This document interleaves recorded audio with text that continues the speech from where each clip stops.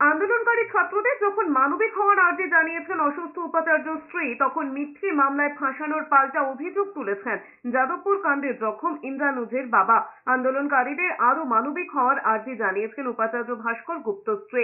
তিনি ছাত্রছাত্রীদের উদ্দেশ্যে বলেছেন, তাদের বয়স হয়েছে, অসুস্থ হয়ে হাসপাতালে ভর্তি রয়েছেন, এই অবস্থায় কিভাবে বেড থেকে উঠে বৈঠক করবেন।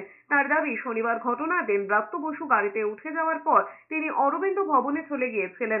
পরে আহত ছাত্রদের দেখতে গিয়ে হেনস্থার শিকার হন, ওনার জামা ছিঁড়ে দেওয়া হয়। এদিকে ছেলেকে মিথ্যে মামলায় জড়ানোর চেষ্টা চলছে বলে অভিযোগ করেছেন ইন্দ্রানুজের বাবা অমিত রায়। তিনি বলেছেন, এক্স-রেতে ফ্র্যাকচার স্পষ্ট, তারপরেও কি করে মিথ্যে মামলায় জড়ানোর চেষ্টা চলছে।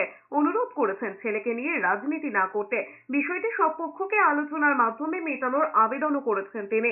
অমিত রায় আরো বলেছেন, শিক্ষামন্ত্রী ব্রাত্য বসু তাঁর সঙ্গে ফোনে কথা বলে সমবেদনা জানিয়েছেন। তিনি আশা করবেন যাতে শিক্ষামন্ত্রী মিথ্যে মামলার বিষয়ে হস্তক্ষেপ করেন। ইন্দ্রানুজের বাবার কথায়, এখনকার জেনারেশনকে ভয় দেখিয়ে ধমকিয়ে দমানো যাবে না, তাদের সঙ্গে আলোচনার মাধ্যমে পুরো বিষয়টি মেটাতে হবে। তো ছাত্রীদেরকে যদি আমরা ভয় দেখিয়ে দমন করবার যদি প্রচেষ্টাতে নিই, তারা কিন্তু দমবে না। তারা যেমন বাবা মাদেরও কথা শোনে না, তারা এইরকম কিন্তু এইসব দমন পীড়নের কথাই শুনবে না, তারা বরং আরও বেশি উত্তেজিত হয়ে যাবে।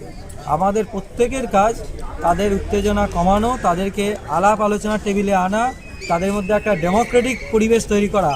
এটা শুধু তাদেরকে ছোটদেরকে শুধু অভিযুক্ত করে চললে হবে না, আমাদের বড়দের, আমরা যারা সিনিয়র, তাদের অনেক বেশি রেসপন্সিবল হতে হবে, অনেক বেশি দায়িত্ব নিতে হবে।